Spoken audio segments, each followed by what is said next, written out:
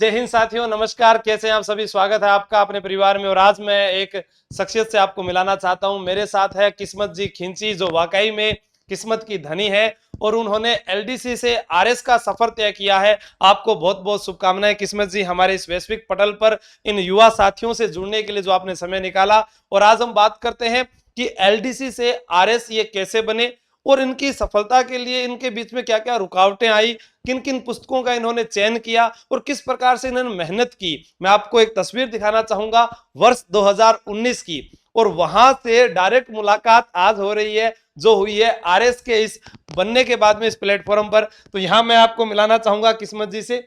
यह वर्ष 2019 की तस्वीर है, जब मैं केकड़ी पढ़ा रहा था सरवार थाने में। जब मैं पोस्टेड था उस समय की जो शुरुआती दौर था, उस समय ये एसएससी जीडी का सफर, मतलब एसएससी जीडी की तैयारी कर रहे थे।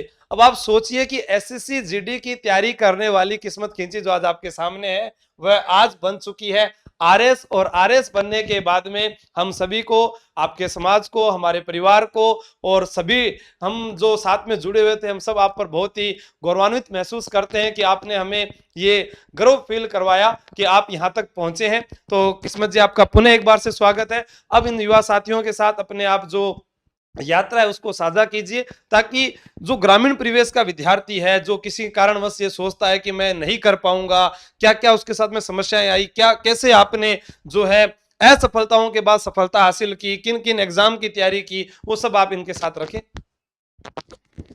पहले तो सबसे पहले मैं आपका बहुत-बहुत धन्यवाद देना चाहती हूँ कि आपने मुझे यहाँ बुलाया और इतना अच्छा सम्मान दिया, उसके लिए आपका बहुत-बहुत धन्यवाद।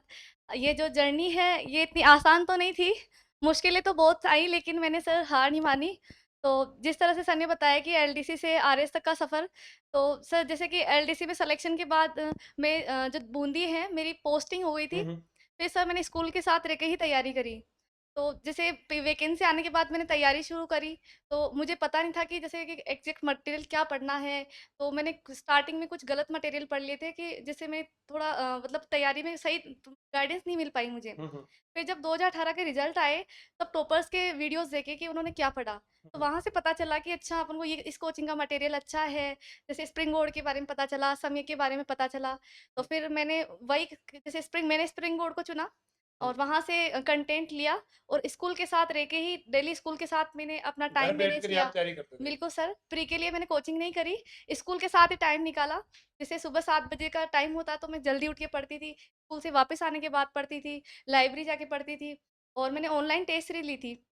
और सर जैसे प्री के लिए मैंने आपकी क्लासेस देखी थी, जो आशीष सर की जो रासन जी की क्लासें हैं, क्योंकि कुछ चीज़ें ऐसी होती हैं जिनको रटना होता है, समझने वाली चीज़ें नहीं होती है। तो उनको रटने के लिए आप ट्रिक के माध्यम से सर इतने अच्छे से याद करवाते थे क्लास के अंदर, तो मैंने वहाँ से हेल्प ली थी और फिर मुझे इतना विश्वास था कि मैं प्री निकाल लूँगी, तो मैंने फर्स्ट अटेम्प्ट में प्री निकाल लिया और फिर मेंस के लिए मात्र 3 से साढ़े 3 महीने का टाइम मिला था। तो उस वक़्त मुझे फर्स्ट अटेम्प्ट की वज़ह से मुझे नॉलेज नहीं थी, तो मेरे को कोचिंग की ज़रूरत थी। मुझे लगा कि अब तैयारी करनी चाहिए, मैं कर सकती हूँ। मुझे अंदर से हमेशा ऐसा लगता था कि मैं कर सकती हूँ। उसके बाद फिर मैंने स्प्रिंग बोर्ड को चुना, क्योंकि मैंने पता किया कि सबसे अच्छा कोचिंग कौन-सा है, तो मुझे स्प्रिंग बोर्ड के बारे में पता चला। फिर मैं वहाँ आई और 3 साढ़े 3 महीने मैंने इतनी तैयारी करी, जितनी मेरे शरीर में जी जान थी पूरी लगा दी। मतलब दिन-रात कोचिंग, टेस्ट, फर्स्ट अटेम्प्ट की वज़ह से आंसर राइटिंग कैसे करते हैं और अदर कोचिंग के मटेरियल पे ध्यान नहीं देना। सिर्फ़ एक मटेरियल अगर आपने चुन लिया है, तो उसी को इतना पढ़ो, बार-बार पढ़ो, जब तक कि वो कंठस्थ याद नहीं हो जाए आपको।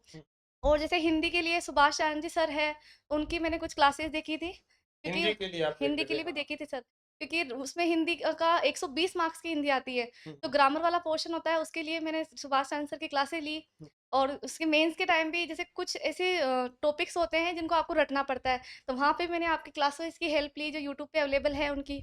और इस तरह से साढ़े से 3 से साढ़े 3 महीने की तैयारी में मेरा मेंस क्लियर हो गया और उसके बाद सर मैंने इंटरव्यू की तैयारी करी। आप इंटरव्यू से पहले मिलने आए थे, मुझे याद है।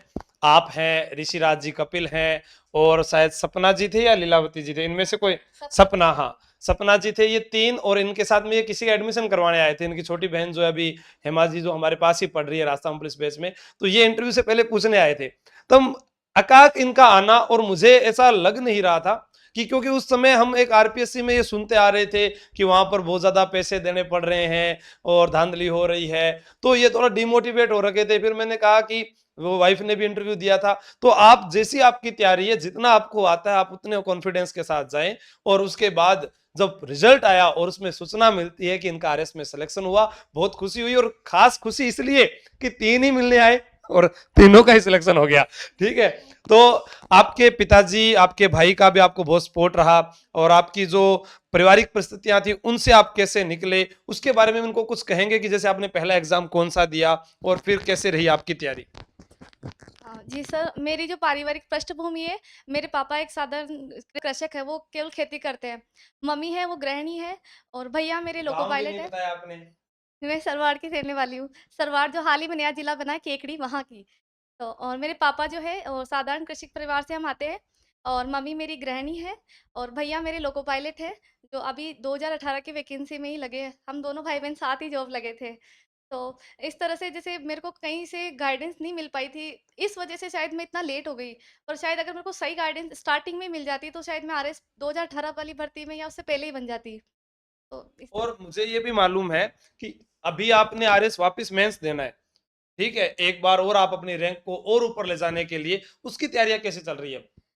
जी सर, अभी की तैयारी जो है मेरे पिछले मेन से तो बहुत अच्छी है। क्योंकि पहले फर्स्ट अटेम्प्ट था तो मुझे नॉलेज नहीं थी आंसर राइटिंग की भी, किस इतना कम टाइम था, इतना सारा मटेरियल जो सिलेबस है उसका बहुत विस्तारित सिलेबस है। उसको याद करना फर्स्ट अटेम्प्ट में, उसमें आंसर राइटिंग कैसे करनी है, टेस्ट लिखने हैं, तो मैं अपना प्रेजेंटेशन इतना अच्छे से नहीं दे पाई। लेकिन इस बार मैंने उसको सुधार लिया है, और भगवान से यही प्रार्थना है कि इस बार मैं प्रॉपर अच्छी रैंक के साथ प्रॉपर आरएस बनूँ। बिल्कुल, अभी आप इंस्पेक्टर के पद पर कार्यरत हैं, और आगे मैं भी चाहूंगा कि आप जो है एसडीएम ही बने, और जो आपने सपना देखा है उसको आप जरूर पूरा करें। मेरी शुभकामनाएं, और इन लाखों युवाओं की जो दुआएं हैं वो आपके साथ रहेगी किस्मत जी। वैसे आप किस्मत के धनी हैं, क्यों जो आपने, देखो मैं इनको जब से जानता हूं, जब ये एसएससी जीडी की तैयारी करते थे, और मैंने कल्पना नहीं की थी कि वहां से ये यहाँ तक पहुंचेंगे, क्योंकि वो जो एरिया था जहां मेरी ड्यूटी थी वहां ज्यादा बच्चे पढ़ते नहीं थे, जैसा मैंने देखा। ठीक है, कोई काम में लग जाते थे, और लड़कियों को तो बहुत कम पढ़ाते हैं।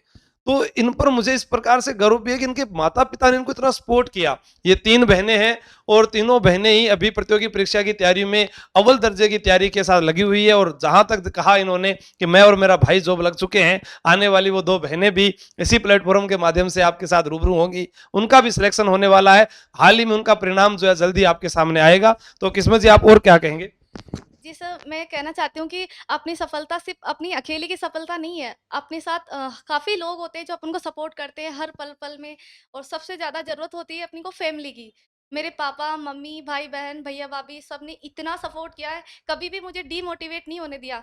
इससे पहले मैंने कई भर्तियों में असफलताओं का भी सामना किया था, लेकिन उन्होंने हमेशा मुझे मोटिवेट किया कि कोई बात नहीं किस्मत, अगली बार, इस बार नहीं तो कोई बात नहीं अगली बार पर तू ज़रूर निकालेगी। तो उनको मुझसे ज़्यादा विश्वास तो उनको मेरे पे था। उन्होंने मुझे कभी टूटने ही नहीं दिया। इस वजह से आज मेरे मम्मी-पापा की, भैया-भाभी की, मेरी बहनों की ये सफलता है, उनकी मेहनत है कि मैं आज यहाँ तक पहुँच पाई हूँ। आप सब इंटरव्यू देने गए थे, मम्मी जी आपके साथ में थे। बिल्कुल सर, मेरे सारे फ्रेंड्स यही कहते हैं, "तू हमेशा अपनी फैमिली को साथ लेके आती है।"